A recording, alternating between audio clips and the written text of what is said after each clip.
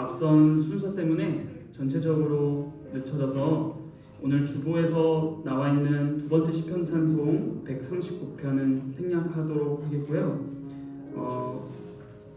찬송가와 시편 찬송 한국 90편 그리고 바로 헌금 찬양하고 말씀 듣고 마치는 순서로 이렇게 진행하도록 하겠습니다.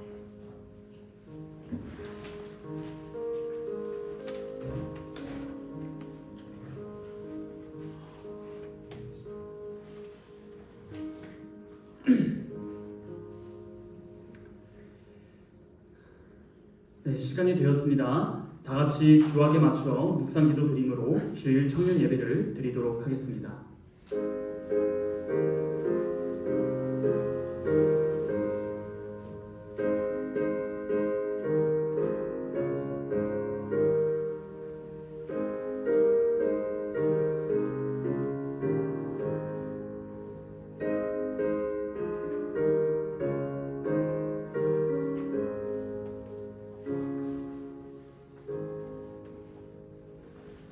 포악한 자여, 내가 어찌하여 악한 계획을 스스로 자랑하는가? 하나님의 인자하심은 항상 있도다. 내 혀가 심한 악을 꾀하여 날카로운 삭도같이 간사를 행하는도다. 내가 선보다 악을 사랑하며 의를 말함보다 거짓을 사랑하는도다. 간사한 혀여, 너는 남을 해치는 모든 말을 좋아하는도다. 그런즉 하나님이 영원히 너를 멸하시며 너를 붙잡아 내 장막에서 뽑아내며 살아있는 땅에서 내 뿌리를 빼시리도다. 의인이 보고 두려워하며 또 그를 비웃어 말하기를 이 사람은 하나님을 자기 힘으로 삼지 아니하고 오직 자기 재물의 풍부함을 의지하며 자기의 악으로 스스로 든든하게 하던 자라 하리로다. 그러나 나는 하나님의 집에 있는 푸른 감람나무 같으며 하나님의 인자하심을 영원히 의지하리로다.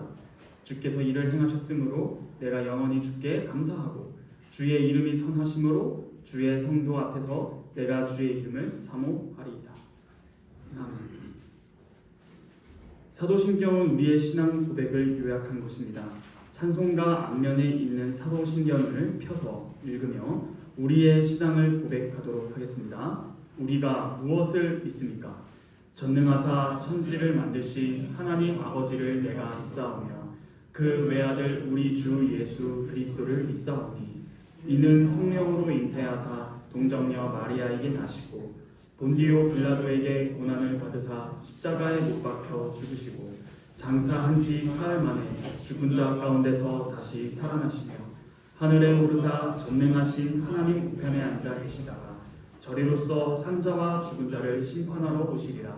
성령을 믿사오며 거룩한 공회와 성도가 서로 교통하는 것과 죄를 사하여 주시는 것과 몸이 다시 사는 것과 영원히 사는 것을 믿사옵나이다. 아멘. 다 함께 찬송가 24장 찬양하겠습니다.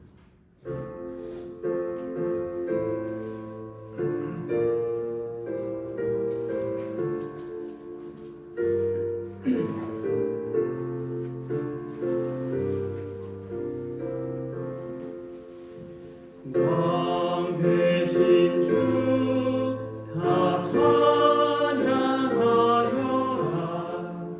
영광과 존귀 주께 돌리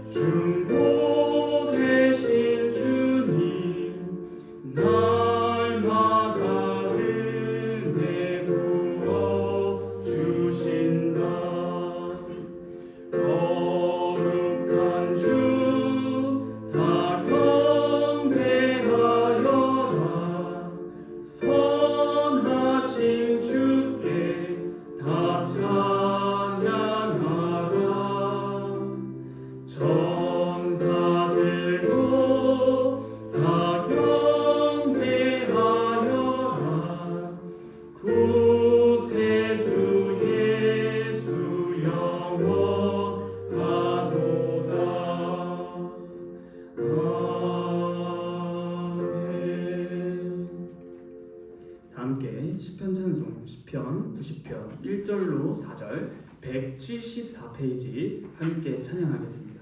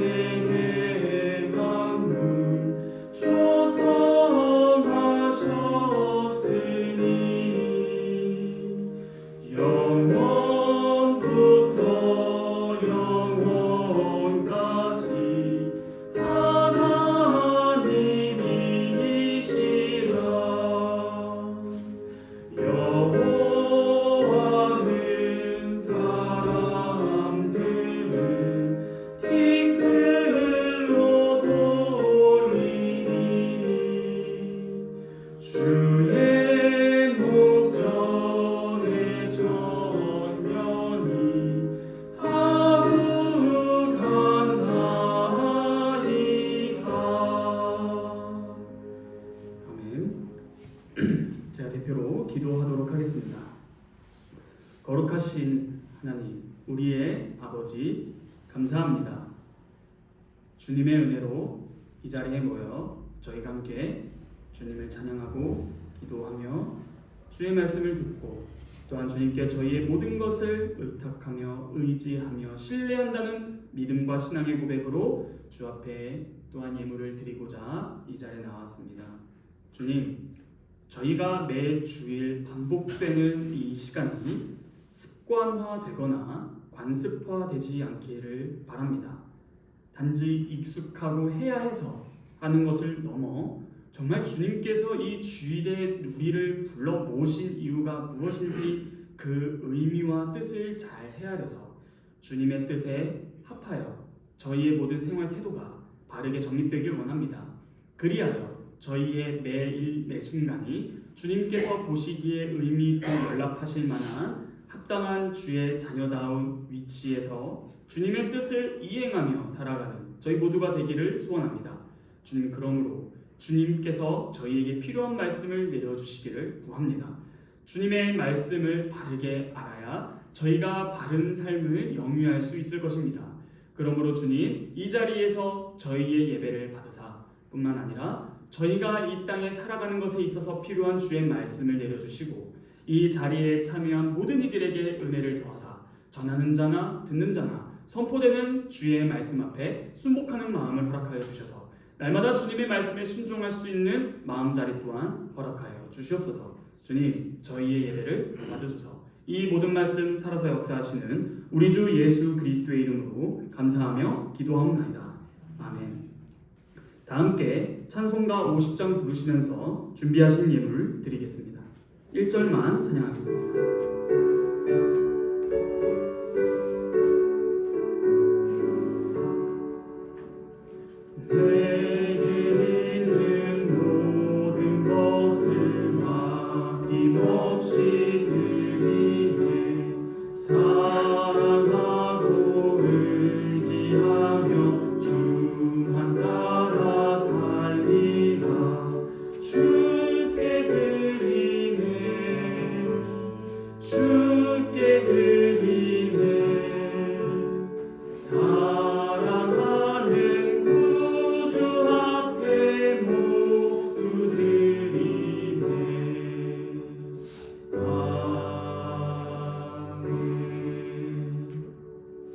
제가 드린 예물을 위해 기도하겠습니다.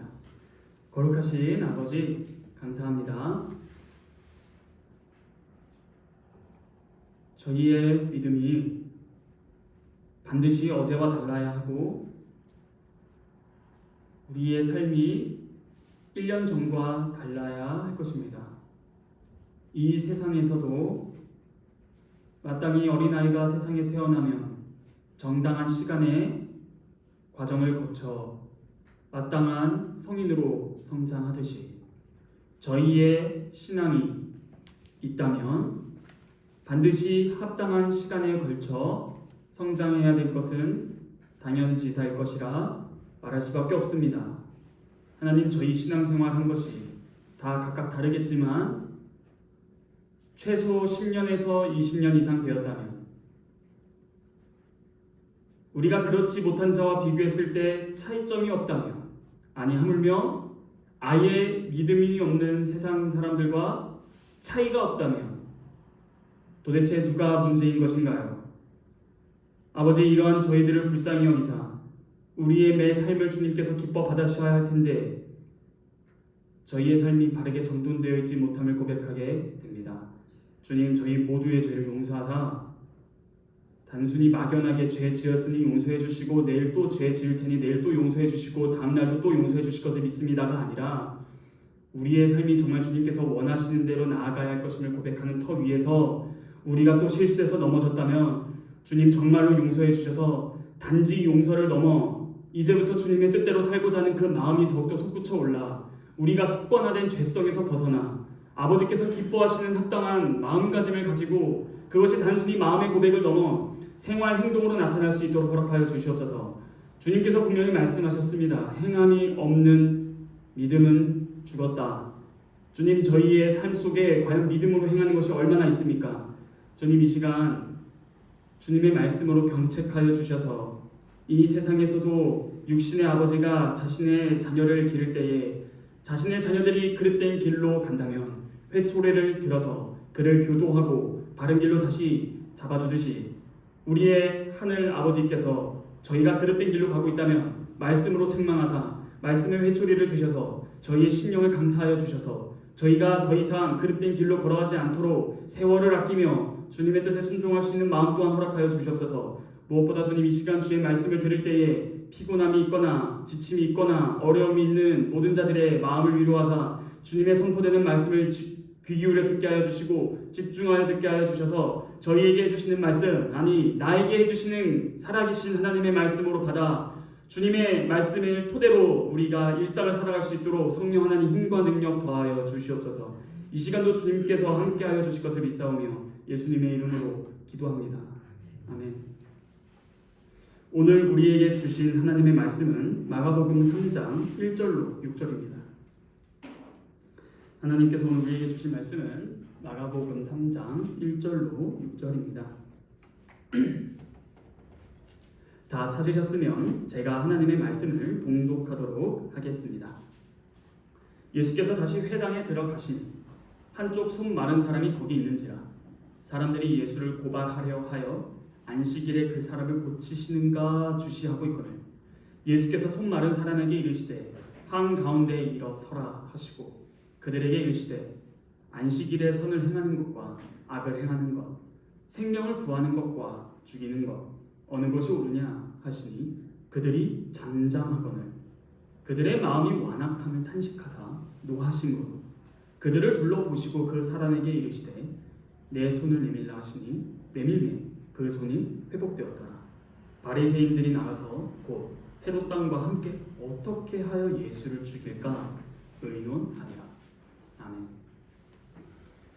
어느새 오늘로 마가복음 3장에 저희가 진입했습니다. 저번에 마가복음 2장 마지막 부분을 들었는데요. 인자는 안식일의 주인이다 하심으로 주님께서 이 말씀에 하신 의미가 무엇인지를 살펴보았었습니다. 우리가 그 구절을 잠시 한 번만 더 보고자 하는데요. 2장 23절로 28절입니다. 제가 25절과 26절을 읽을 테니 여기서 반복되는 것이 하나 있는데 제가 여러분들의 편의를 위해서 반복되는 그 말씀을 강조하여 읽어드리겠습니다. 무엇이 강조되는지 한번 살펴보시죠.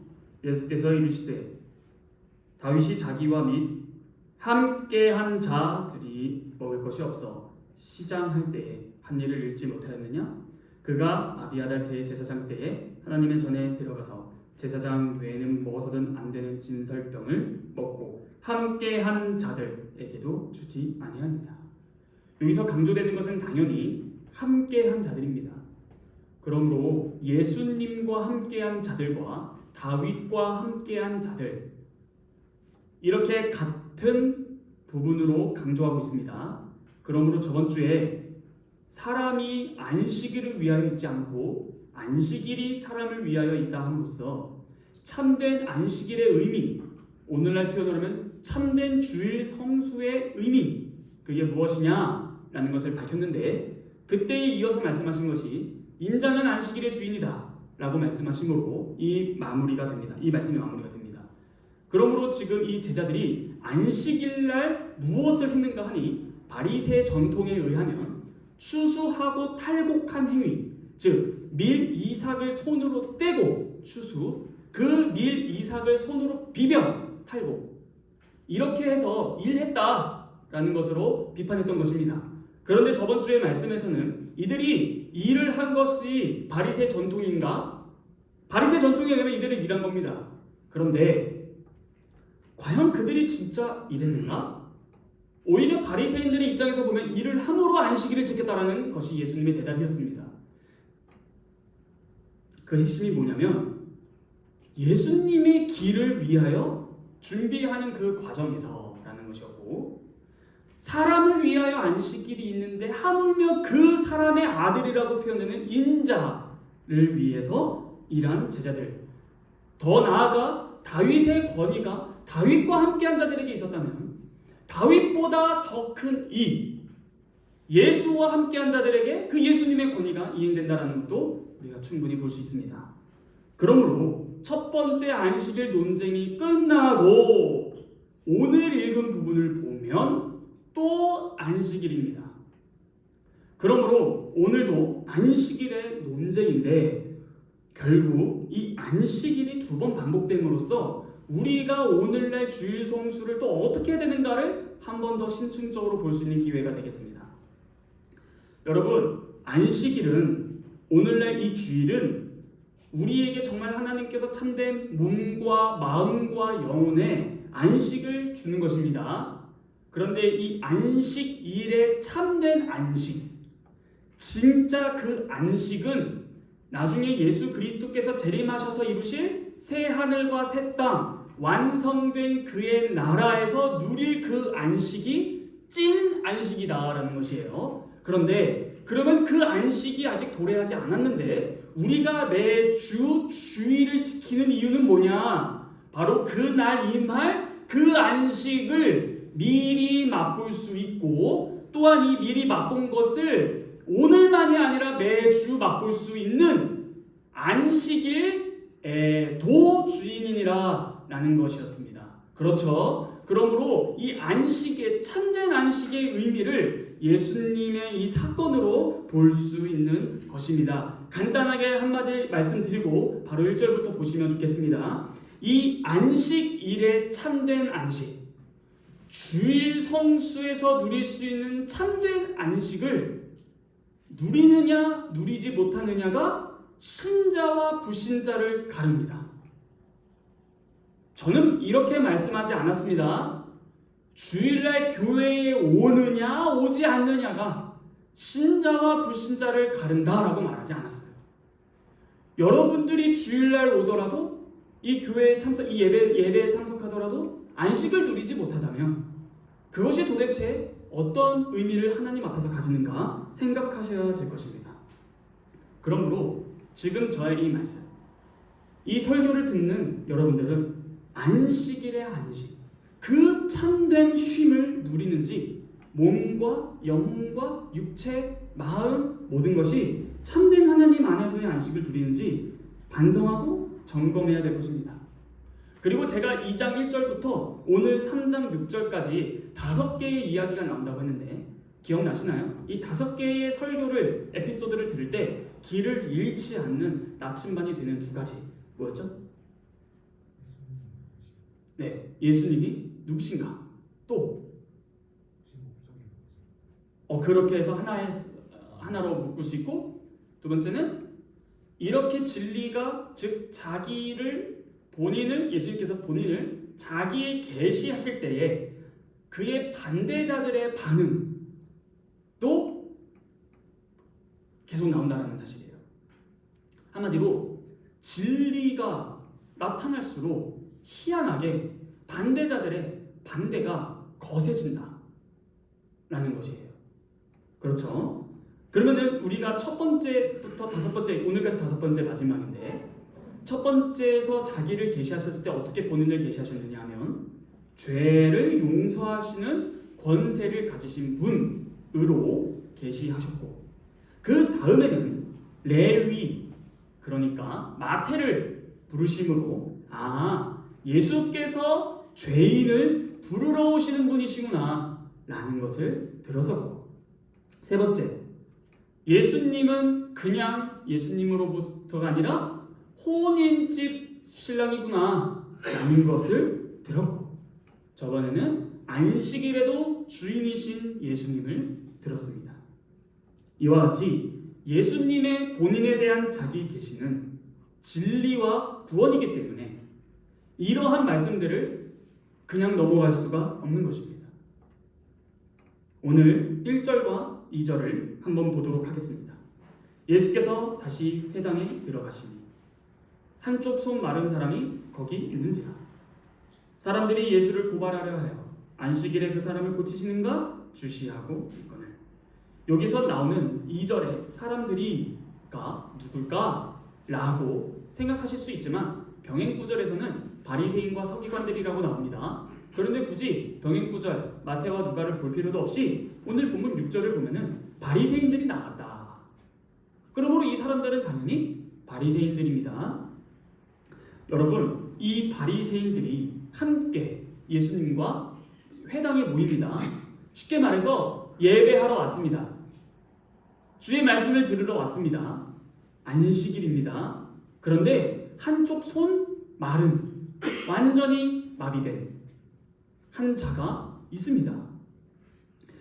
여러분, 미리 하나 말씀드릴게요. 1세기, 2세기 유대 전통, 유대 랍비 문헌에, 유대 문헌에 의하면 미시나 탈무드, 미드라시 이런 것에 보면은 이들이 안식일을 어떻게 하면 바르게 지킬 수 있을까 고민한 결과 랍비들이 가르친 교훈이 있습니다.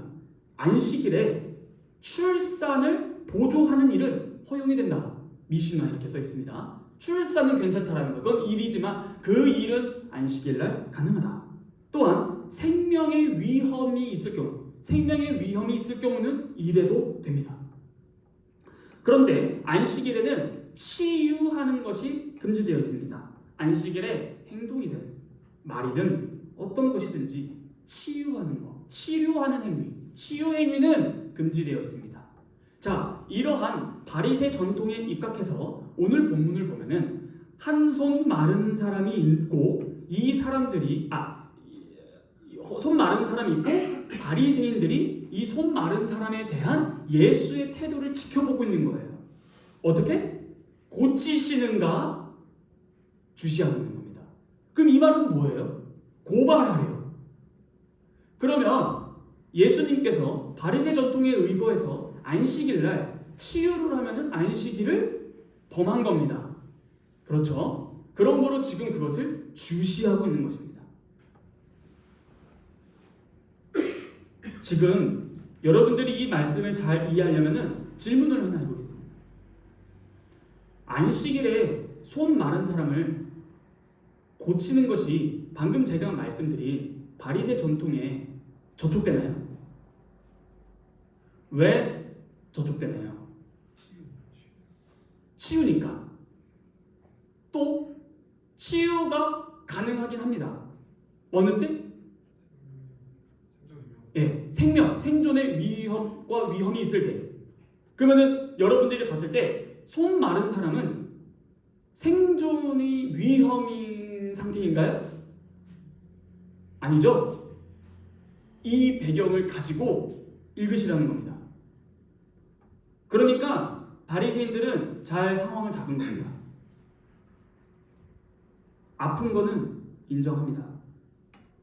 그런데 당장의 생명이 위태롭거나 위급한 상황은 아닌 것으로 판단이 된, 즉 제4계명에 대한 바리새인 집단의 해석이고 적용입니다. 종교적 규정과 전통을 내면화한 사람들의 정신 상태를 보여주는 성경의 근거 구절이 있습니다. 방금 제가 1세기 당시 바리새 전통에 대해서 말씀드렸죠. 그런데 우리는 성경으로 확인해 보기를 원하는 겁니다. 함께 성경 하나 찾아볼 텐데요. 누가복음 13장 10절 이하입니다. 다 함께 찾아보겠습니다. 누가복음 13장 10절부터 읽어보겠습니다. 다 찾으셨으면 한 목소리로 읽어보겠습니다. 시작. 예수께서 안식일에 한 회당에서 가르치실 때에 18해 동안이나 귀신 들려 앓으며 꼬부라져 조금도 펴지 못하는 한 여자가 있더라. 예수께서 보시고 불러 이르시되 여자여 내가 내 병에서 놓였다 하시고 안수하시니 여자가 곧 펴고 하나님께 영광을 돌리는지라.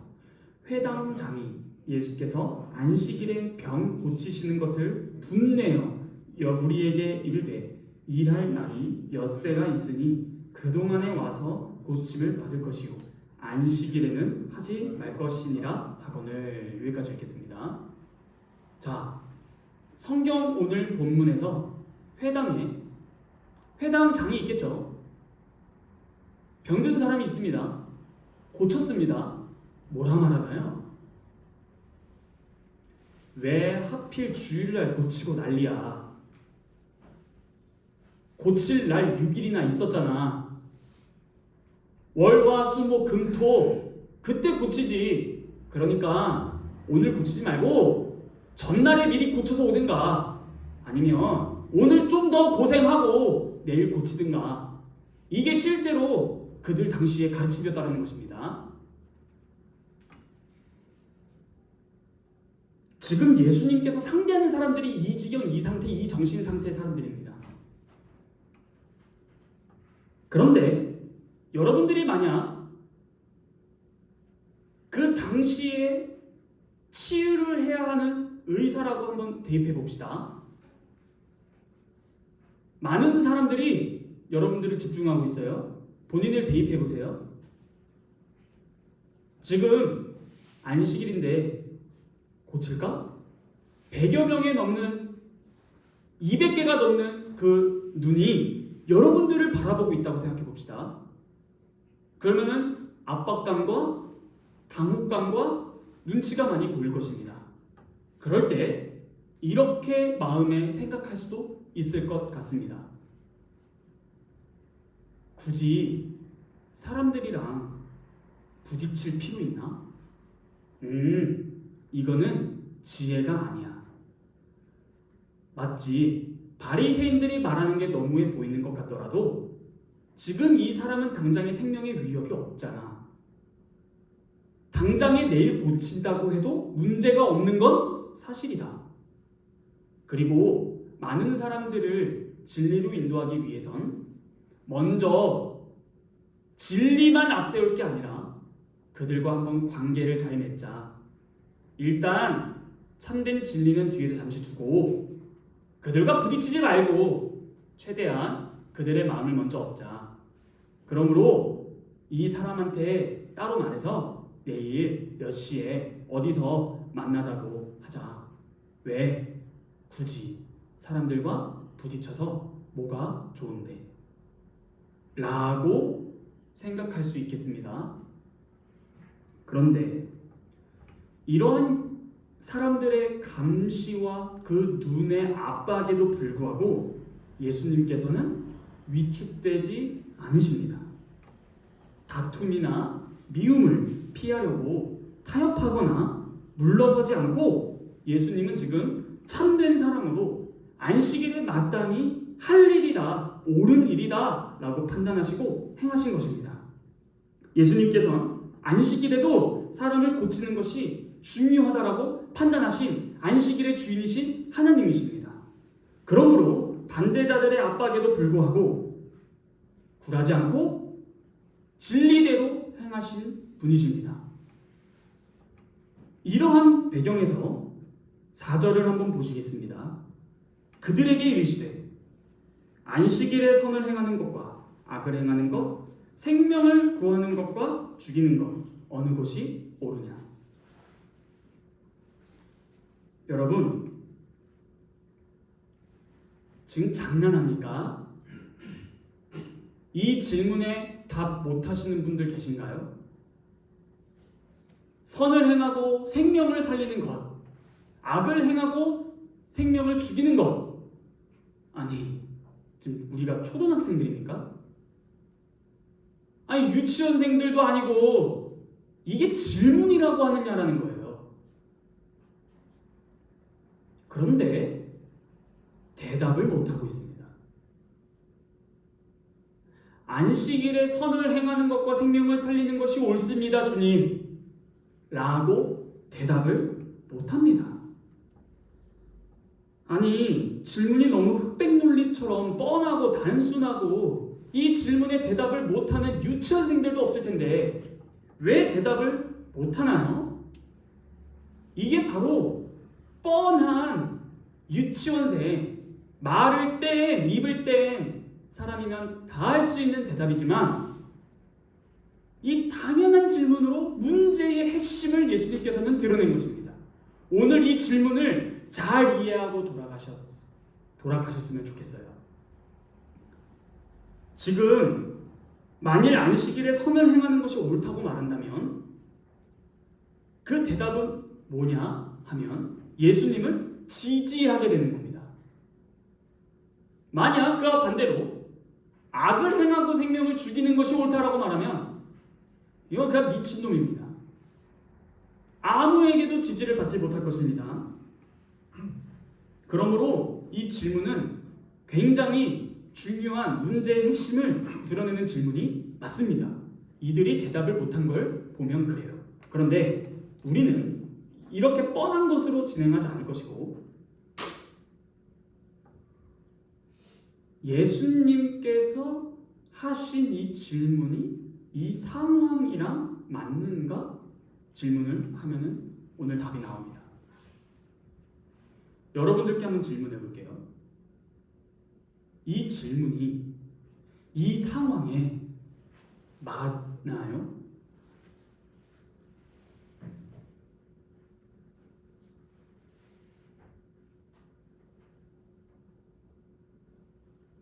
이 질문이 맞아요? 맞으니까 하신 거예요. 그런가요? 그럼 질문해 보겠습니다. 감사합니다. 이렇게 말해주셔서 생각을 하면서 본문을 읽으면은 신기한 게 하나 나타납니다. 맞으니까 했겠다. 선을 행하는 것과 생명을 살리는 것, 악을 행하는 것과 죽이는 것, 이 질문이 왜 나왔어요? 누구 때문에 나왔어요? 네? 이 2절 읽었는데 이 상황이 뭐예요? 누구 때문에? 바리새인 또 그쵸, 손 마른 사람이죠? 다시 질문해 볼게요. 맞는지 안 맞는지 한번 해보세요. 손 마른 사람을 고치는 것, 착하고 선한 일이 맞습니다. 그럼 질문.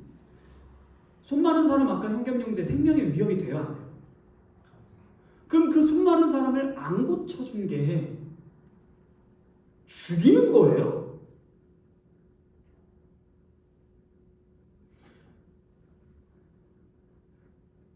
예를 들어 우리 현경자매님이 의사예요. 주일날 한 청년이 감기 걸렸어요. 그 약을 처방을 안 해주면 죽이는 거예요. 그 형제를, 형 자매를. 다시 질문해 볼게요. 지금 예수님의 이 질문이 맞아요? 아니, 안 고쳐주면, 손 마른 사람 안 고쳐주면 죽이냐라는 거예요. 제 질문은. 좀 너무한 거 아니에요? 좀 지나치셨다. 이 생각이 안 드셨나요? 안 고치면 죽인 건가? 아니 손 마른 사람을 고치고 선을 행하면 오케이 알겠어 좋은 거니까. 근데 안 고치면 죽인 거냐고요. 질문이 아닌 것 같아요. 상황에 맞지 않는 억지 논리 같아요. 좀 필요 이상의 과장된 질문 같아요. 근데 미리 답을 하나, 힌트를 하나 알려드리겠습니다. 예수님은 바리새인들의 마음을, 이 사람들의 악한 마음이 어디로 향하고 있는지, 즉 반드시 어디에 이르고야 말 것인가를 꿰뚫어 보면서 말씀하신 겁니다. 여러분 집중해 보세요. 우리 청년부 뭐 하고 있어요? 그래도 기대합니다. 창세기는 읽고 계시죠? 창세기 읽고 계시죠? 자, 서신서는 넘겼을 거라 생각해요. 근데 창세기 초반에 이 예수님의 질문과 굉장히 비슷한 거 기억나세요? 선을 행하는 것, 악을 행하지 말라. 생명을 살리는 것, 죽이지 말라. 이거 창세기에 기억 안 나세요? 기억 안 나시는군요. 다 함께 성경으로 확인해 보겠습니다. 창세기 4장 5절에서 7절입니다. 창세기 4장입니다. 의외죠? 꽤 앞에 있네. 창세기 4장 5절에서 7절입니다. 다 찾으셨으면 제가 읽어보겠습니다. 가인과 그의 재물은 받지 아니하신지라. 가인이 몹시 분하여 안색이 변하니 여호와께서 가인에게 이르시되 내가 분하여 하면 어찌 됨이며 안색이 변하면 어찌 됨이냐. 내가 선을 행하면 어찌 낯을 들지 못하겠느냐. 선을 행하지 아니하면 죄가 문에 엎드려져 있느니라. 죄가 너를 원하나 너는 죄를 다스릴지니라. 아멘. 이 질문을 하나님께서 가인에게 하셨는데, 선을 행하라. 그러면 너가 선을 행하면 어찌 낯을 들지 못하겠느냐. 쉽게 말해, 범죄하지 않은 사람이 경찰서 앞에 지나가면 마음이 쫄려? 이렇게도 막 말할 수 있겠죠. 그런데 이 이유에 있지 않지만 결과가 뭐예요? 죽여요. 누가 누구를? 친형이 친동생을. 근데 그 사건 전에 하나님께서 가인의 상태를 보시고 너가 몹시 분한데 선을 행했으면 그렇게 안 했겠지. 그 결과가 어디에 이르는가 하니 살인입니다. 그렇죠? 예수님은 오늘 본문에서 안식일에 선을 행하는 것이 옳은지 악을 행하는 것이 옳은지에 대한 질문을 던졌는데, 이는 가인이 시기와 악한 마음으로 아벨을 죽이기 전 하나님께서 가인에게 던지신 질문과 성격이 유사합니다. 하나님의 이 질문은 책망인 동시에 경고였던 것입니다. 그러나 가인은 이 하나님의 말씀을 직접 듣고도 돌이켜 회개하지 않았습니다. 오히려 선을 행한 의인 아벨을 살인하여 자기 스스로 나는 마귀의 자식이다, 자기 스스로 나는 지옥의 자식이다라는 것을 자기 스스로 입증합니다.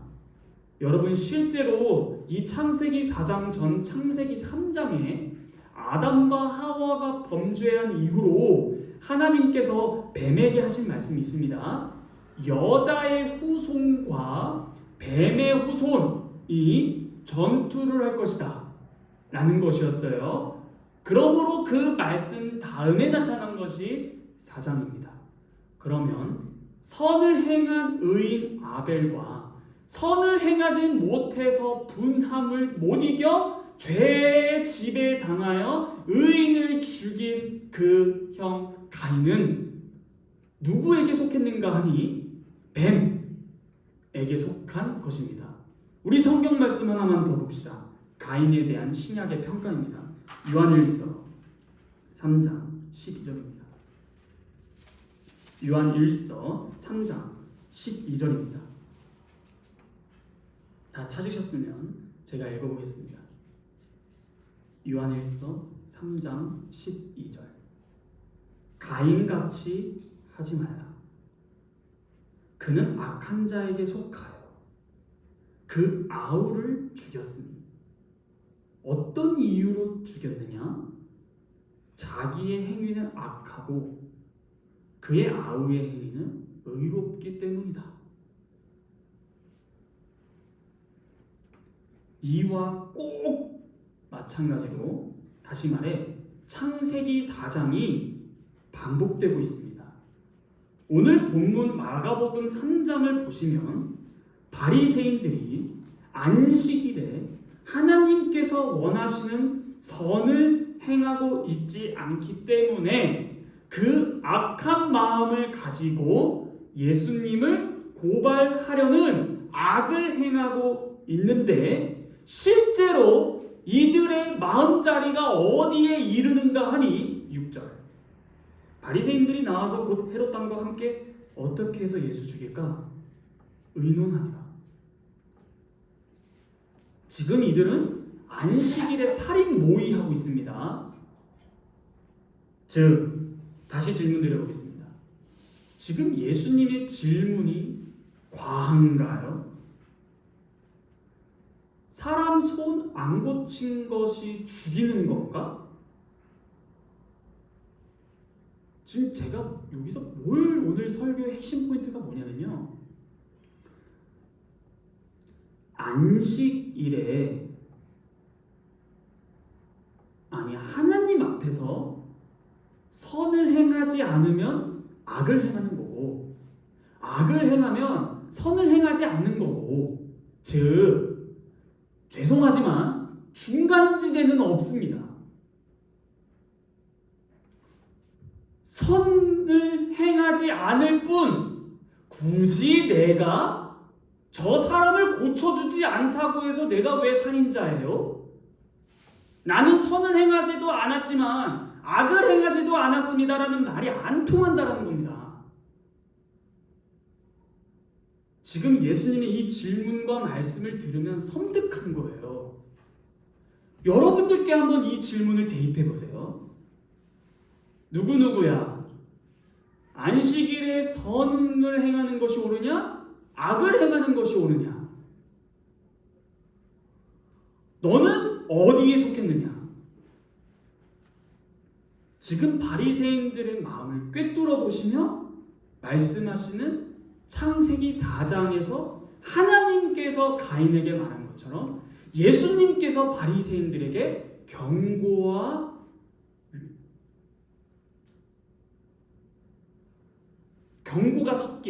경고가 담긴 중차대한 말씀을 하는 거예요.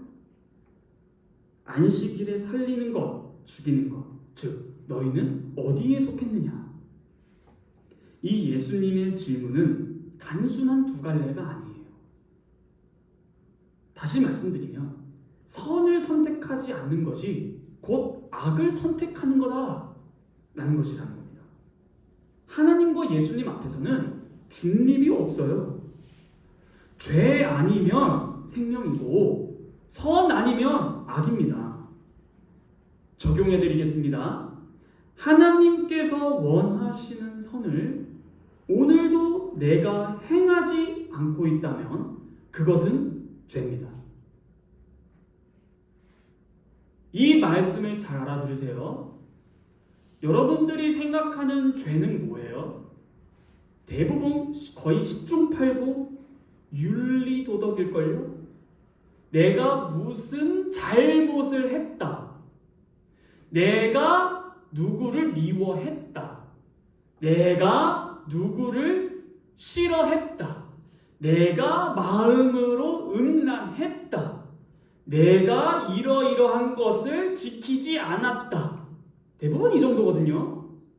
그런데 하나님과 예수님 앞에서 무엇을 하지 않고 오늘 잘 넘겼다. 도 죄입니다.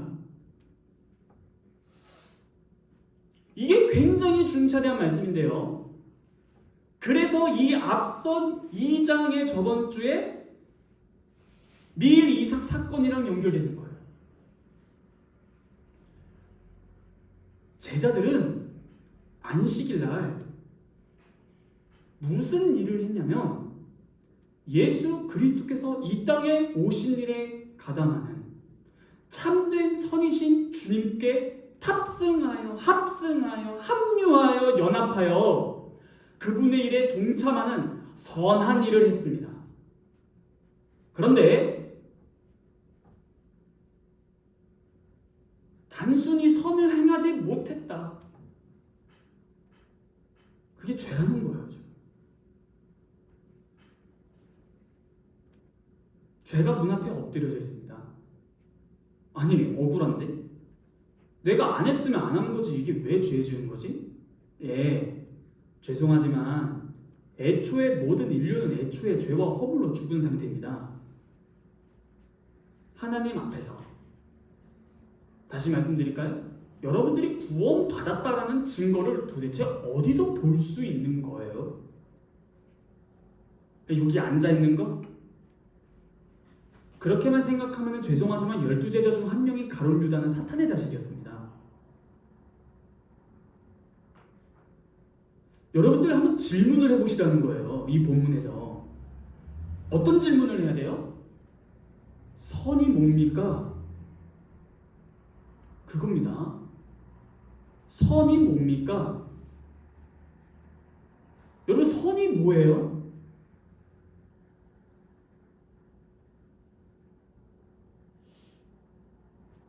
이거를 오해하면 교회 오면 착한 사람 되자가 자꾸 구호처럼 외쳐져요.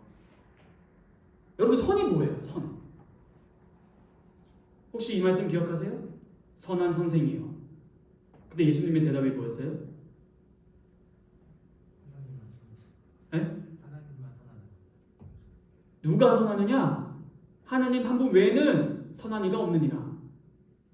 그럼 선한 일은 누구만 할 수 있는 거예요? 네? 어렵나요, 제 질문이? 다들 대학 나오신 걸로 아는데 나는. 하나님만 선하세요. 그럼 선한 일은 누구만 할 수 있어요? 당연한 거 아닌가요? 왜요? 속에 있는 것을 나타내니까. 그런데 우리 보고 선을 행하라는 겁니다. 가능한 거예요? 여러분, 착각하지 마시면 좋겠습니다. 밖에 나가면 칼부림만 일어나죠 지금. 그래서 지금 다들 대피하러 여기로 오신 거잖아요. 아닌가요? 죄송하지만 불신자들도 선합니다. 이 말에 함정 있는 거예요. 불신자들도 착한 짓 해요? 안 해요? 유니세프는 기독교 단체인가요? 연탄 나르기는 기독교인들만 하죠. 태양 기름 유출 사건 때 기독교인만 갔죠. 선을 행하는데 그럼 교회 다니는 사람은요? 선을 행하는데 다 구원받는 거구나. 여러분, 제가 지금 어려운 말을 하는 게 아니라요. 우리 함께 생각을 해봅시다. 지금 예수님의 이 질문은 안식일 날 사람을 고친 거예요. 이 안식일은 참된 안식을 완성할 것에 대한 미니어처예요. 그러므로 이 안식일 날은 그 도래할 그 나라를 미리 누리는 날입니다. 그러므로 그 나라에는 완전해요. 그 나라는 하나님의 통치에 종말론적 통치가 임합니다. 그 나라는 눈물도 없고 아픔도 없고 고통도 없어요. 그러므로 그 나라의 왕이 그 나라의 안식을 미리 맛보아 경험해 줍니다. 그 사람이 치유의 과정을 통해서 나온 것도 아니고 완전해졌습니다. 오늘 방금 누가복음 13장 10절 이하에서 보듯이 허리가 굽어져서 펴지 못한 자가 한 번에 핍니다. 마사지를 통해서 물리치료를 통해서 펴진 게 아니라 완전해졌어요. 완전해졌습니다. 질문해 보겠습니다. 여러분들은 예수 그리스도를 믿고 어떤 판결을 받으셨나요? 의인은 믿음으로 말미암아 의롭다 하느니라. 의롭다. 그게 뭐예요? 의. 죄 없다. 뿐만 아니라 모든 율법을 다 지켰다. 입니다. 의는 하나님의 최후 심판 때 우리 다 설 건데 예수 그리스도를 참되게 믿은 자는 마지막 최후 심판 때에서 예수님께서 넌 죄 없다 뿐만 아니라 너는 모든 율법을 다 지켰다로 여겨주시는 거예요. 모든 율법을 다 지키면 주신다고 약속하신 게 뭐였죠? 영생입니다. 그럼 그 말을 달리 해볼게요. 너는 죄가 없다 뿐만 아니라 영생이 있다. 이 말은 다른 말로 하면은 완성된 그 나라에 들어가기 적합하다 입니다. 그런데 이게 언제 일어난다고요? 예수님께서 다시 오셨을 때 이런 일이 일어나죠. 그런데 지금 21세기를 살아가는, 아니 예수님께서 십자가에서 죽으시고 부활하신 이후로 이게 뭐예요? 종말이에요. 에? 여러분들이 영화를 너무 많이 보신 것 같아요. 맨날 볼케이노, 우주 대폭발 이런 것만 보셔서 종말 떠오르면 자꾸 우주가 멸망하는 것만 생각하시는데 성경의 표현에 의하면 때가 찼으니, 우리 들었죠? 마가복음 1장 15절 하나님 나라가 가까이 왔다. 회개하라, 복음을 믿으라. 그러므로 예수 그리스도께서 오신 이후로는 지금이 죄송하지만 종말이에요. 그렇다면 우리가 그때 배웠듯이 이미와 아직, already, but not yet, 이미 그러나 아직 아니, 나는 진리 속에 살고 있는 것, 즉 우리는 나중에 죽어서야 그의 나라를 누릴 것이 아니라 이미 그리스도께서 이루신 모든 공로를 믿음으로 이미 지금 이 땅에서 도래할 그 새하늘과 새 땅의 삶을 살 수 있다. 이게 핵심이에요. 이게 복음입니다.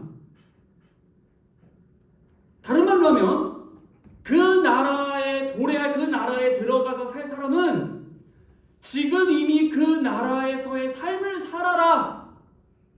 그걸로 그 나라에 너가 들어간 것을 증명하라.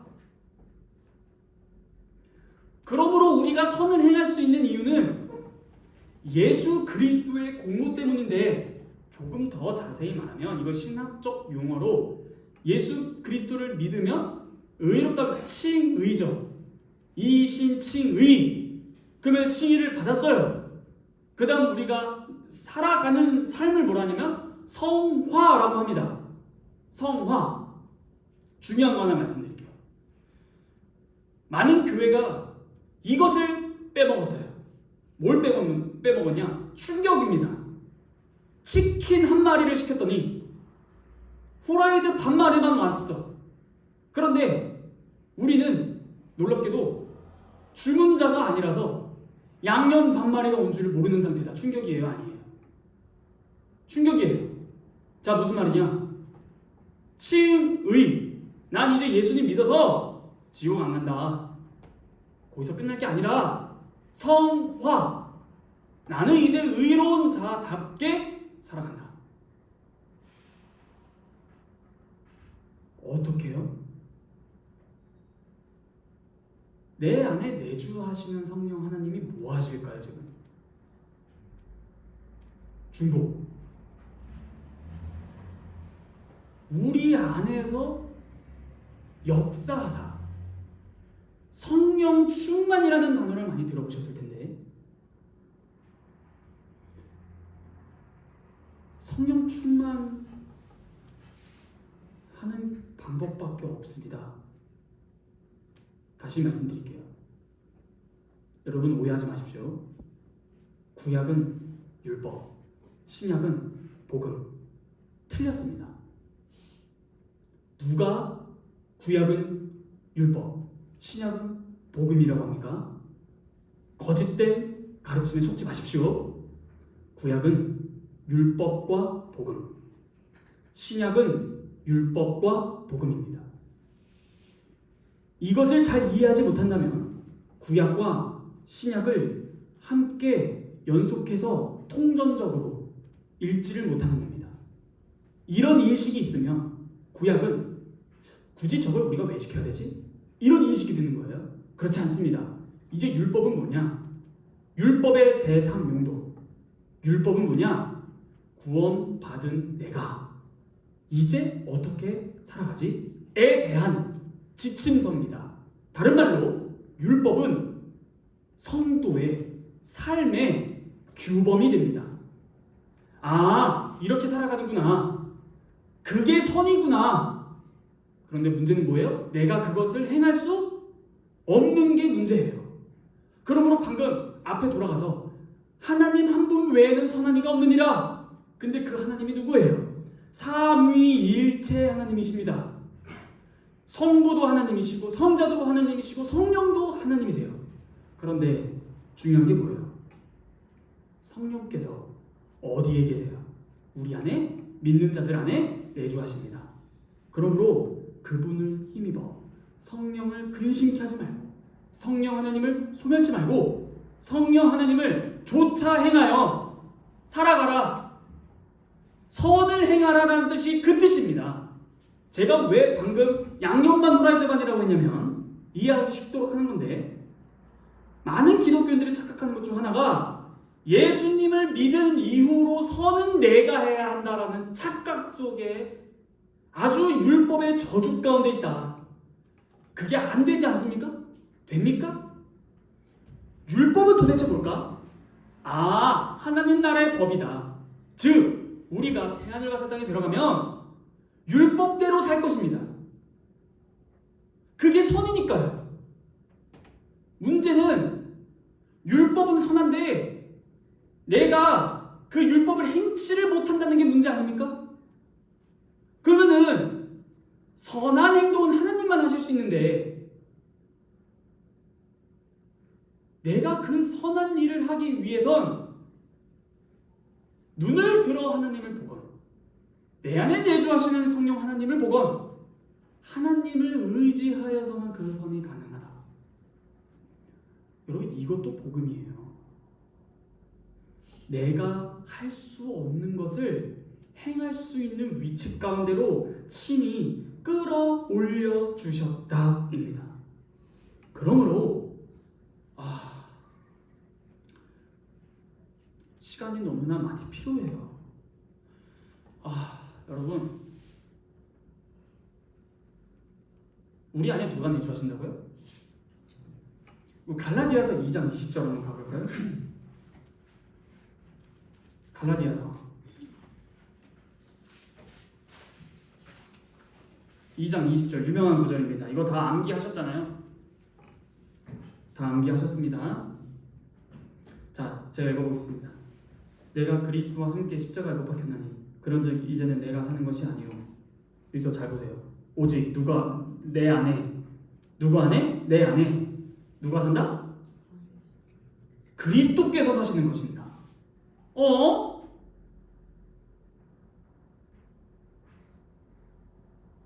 내 안에 누가 내주하세요?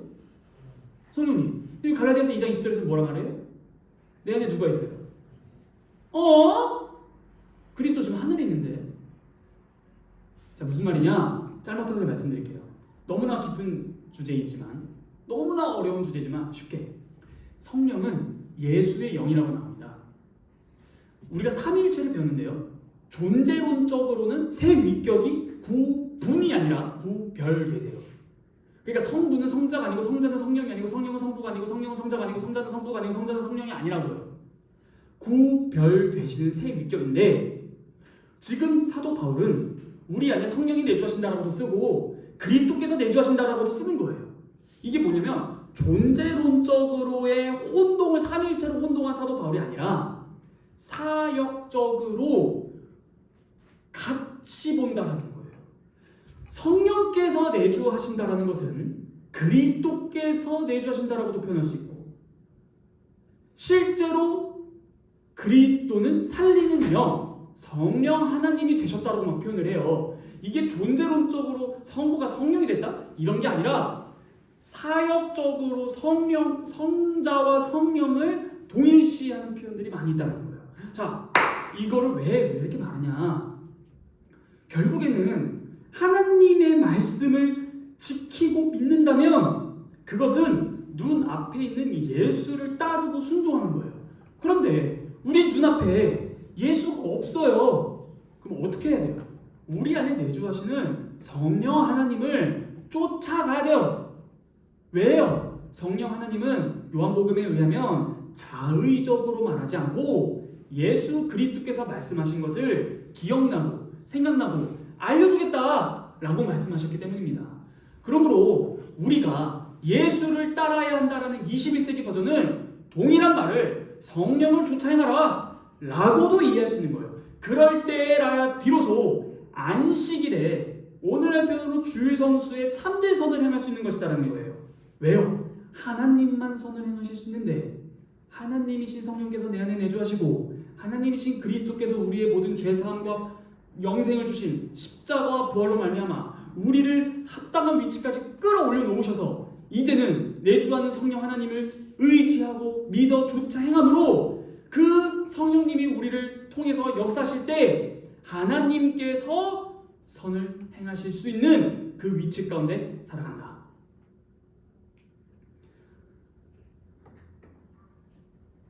시간이 많이 갔습니다. 4절과 3장 마가복음 3장 4절과 5절 한번 다시 보겠습니다. 여기서 바리새인들이 예수님의 질문에 대해서 잠잠한 태도를 보이고 마음의 완악함의 태도를 보입니다. 그런데 예수님께서 여기서 뭐라 나오냐면은 그들의 마음의 완악함을 보사 노하십니다. 화내세요. 분노하세요. 그리고 탄식하세요. 이 슬퍼하신다는 표현이에요. 한마디로 슬퍼하시고 분노하신다는 거예요. 그러면 이 슬퍼하시고 분노하신다고 했을 때 이 원인이 첫 번째로 나타나는 게 이 마음의 완악함이거든요. 이 마음의 완악함이 뭐냐면 그 직역함이 이거예요. 돌처럼 딱딱하다. 마음이 너무 돌처럼 딱딱하다. 이 말은 뭐냐? 하나님의 진리가 선포되는데 진리에 대해서 둔하고 눈이 멀었어요. 동시에 자신이 어둡고 편협한 생각을 고집하고 완전히 사납고 사람이 완전 고집스럽고 완고하고 어두워요. 그러므로 여기서 또 이 마음이 완고하다 해서 이 완고하다라는 걸 설명드렸습니다. 돌처럼 딱딱해서 이렇게 증상을 말씀드렸어요. 이 마음, 히브리어로 레브, 이 레브는 이런 마음이 아니에요. 내 마음이 너를 사랑해. 이런 어떤 감정의 영역, 내 마음이 아니라 히브리적 표현으로서의 마음, 레브는 심장, 모든 영혼의 중심부, 그러니까 지정의, 모든 인간의 3요소의 기능이 다 들어있는 영혼의 중심부를 마음이라고 표현하는 거예요. 그 중에 하나의 감정 표현으로서의 마음이 아니라, 그러므로 감정만이 아니라 의지, 이해, 지식 이런 모든 기관을 포함하는 고로 마음이 완고하여 모든 영혼의 기능의 중심부가 마비되었다. 지식적 기관이 마비되어서 안식일의 참된 의미도 모르고 그 뜻도 모르고 오히려 가인의 길을 걸어가는구나 라는 것입니다. 이거 병행 구절이 마태복음 12장 11절 이하인데요. 오늘 마가복음 본문에 나와 있지 않은 게 마태복음에 추가되어 있어요. 뭐라 나오면 짐승 이야기가 추가됩니다. 여기서 뭐라 나오냐면 예수께서 이르시되 너희 중에 어떤 사람이 양 한 마리가 있어 안식일의 구덩이에 빠졌으면 끌어내지 않겠느냐? 사람이 양보다 얼마나 더 귀하냐? 그러므로 안식일에 선을 행하는 것이 옳으니라 하시고, 자, 짐승이라도 안식일날 구하는데 그보다 더 귀한 사람이 안식일날 힘들다면 구하는 것이 당연한 거 아닌가? 지금 이 회당 예배하러 온 곳에 자신들의 신념에 갇힌 바리새인들은 매주 함께 예배하는 옆 사람, 손 마른 사람이 그 사람을 보고도 긍휼히 여기는 마음도 없고 마음이 무감각해요. 오히려 무감각할 뿐만 아니라 그 사람이 치유를 받았네. 내 옆에 예배하는 사람이 치유를 받았는데 오히려 기쁘지 않고 분노합니다. 화가 끓어요. 왜요? 안식일날 일하지 못해서. 안식일을 하지 않아야 될 걸 해버려서. 이게 바로 완고한 마음입니다. 실제로 그 병행구절 누가복음을 보면은 되게 재밌는데요. 그들이 분냈다 이런 편이 있어요. 그러니까 이날 안식일은 바리새인들도 분내고 거기 있는 사람들도 분내고 예수님도 분냅니다. 완전 안식일날 회당이 분으로 가득 찬 시간입니다. 여러분 실제로 이 완고한 마음을 보시고 예수님께서 슬퍼하시고 분노하셨죠? 그냥 단순히 이 완고한 마음, 그들이 진리를 잘 이해하지 못해서 그것 때문에 슬퍼하시고 분노하는 걸 넘어섭니다. 간단하게 말씀드릴게요. 구약 성경을 보면은 포로 생활을 할 수밖에 없는 이스라엘을 향해서 마음이 완고하다고 표현합니다.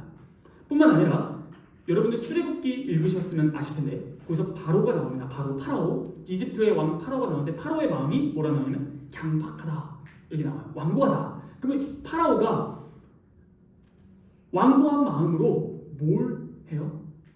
이스라엘 백성의 노예 상태의 그걸 유지, 그러니까 해방시켜주지 않아요.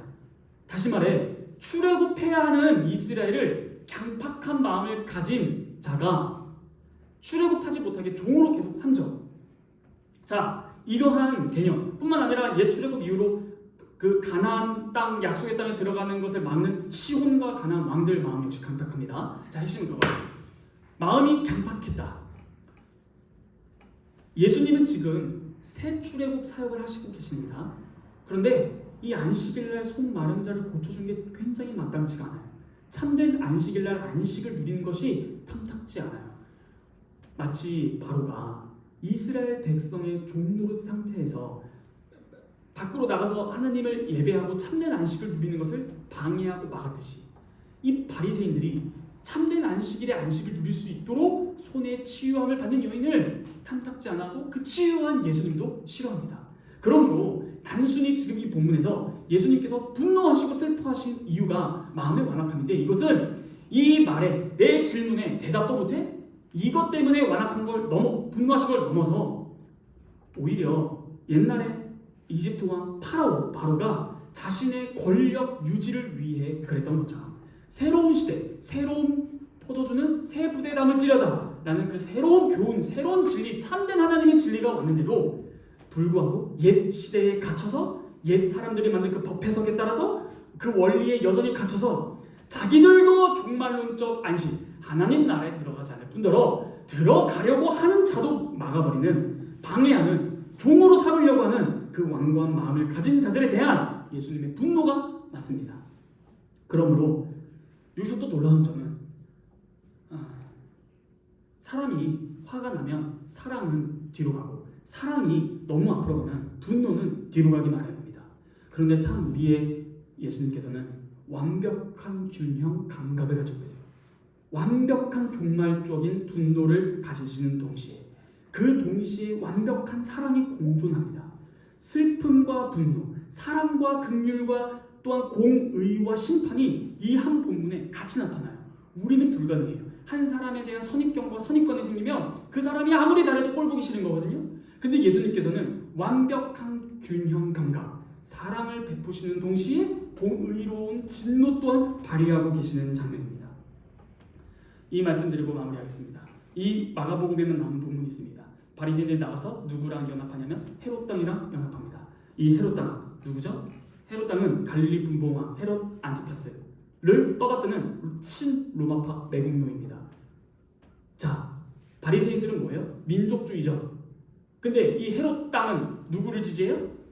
로마. 지금 이게 이렇게 말씀드리면 쉬울까요? 독립군과 친일파의 악수 장면? 딱 그 장면이에요. 왜요? 예수를 죽이는 것에는 친일파와 독립군이 한마음이 된 거예요.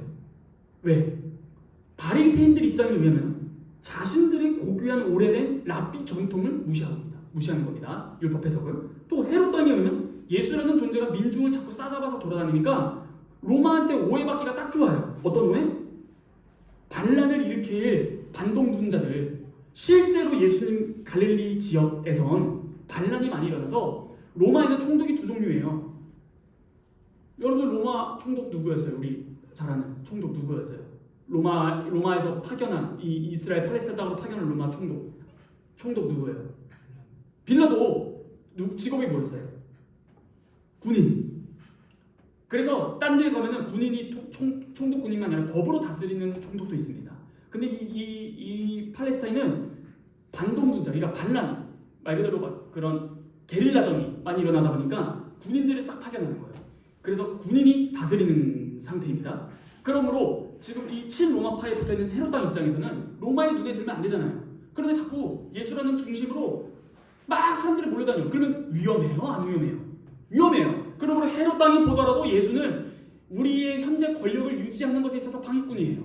바리새인들 입장에서도 예수는 오래된 정통과 고귀한 우리의 율법 해석을 무시하는 자예요. 그러므로 친로마파와 바리새파, 다시 말해 독립군과 친일파가 예수를 죽이는 것에 한마음이 됩니다.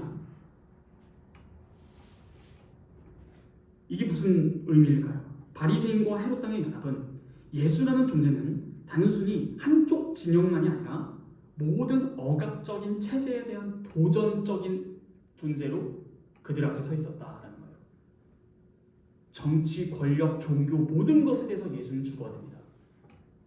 이렇게 정리할까요? 그들의 말이 일면 맞습니다. 예수는 죽어야 됩니다. 왜요? 이 세상은 예수를 받을 수가 없습니다. 그들의 말은 일면 맞겠습니다. 죽여야 됩니다. 우리랑 함께 할 수 없는 자다. 그런데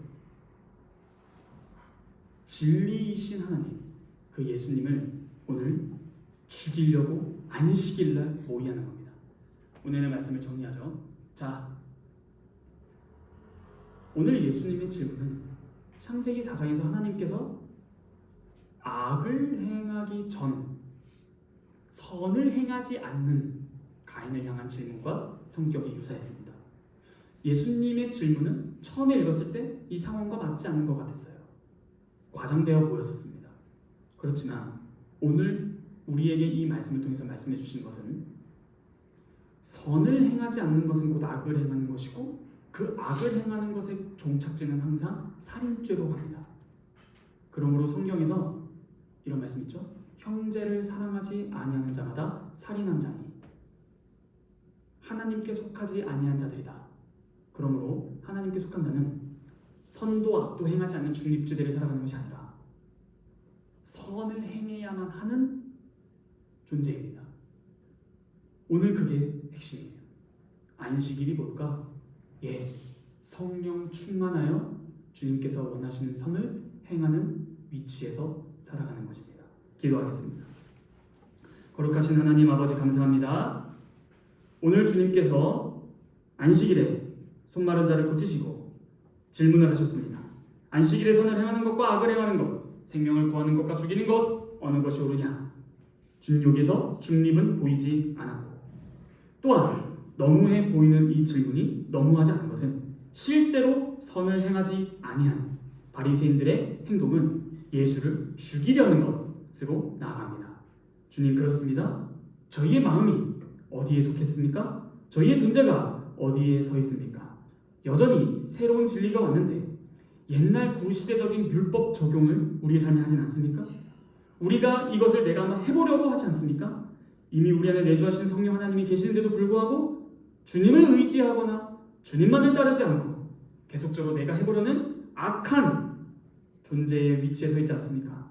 주님 긍휼을 베푸사 자비를 베푸사 우리가 날마다 선을 행할 수 있도록 성령 충만을 허락하여 주시옵소서. 이 모든 말씀 살아서 역사하시는 우리 주 예수 그리스도의 이름으로 감사하며 기도하옵나이다. 아멘. 다 함께 찬송가 2장 찬송하겠습니다.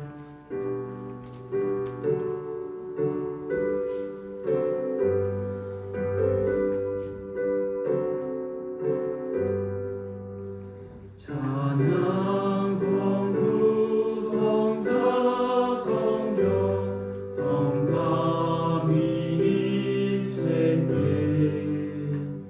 영원 무궁하기까지 영광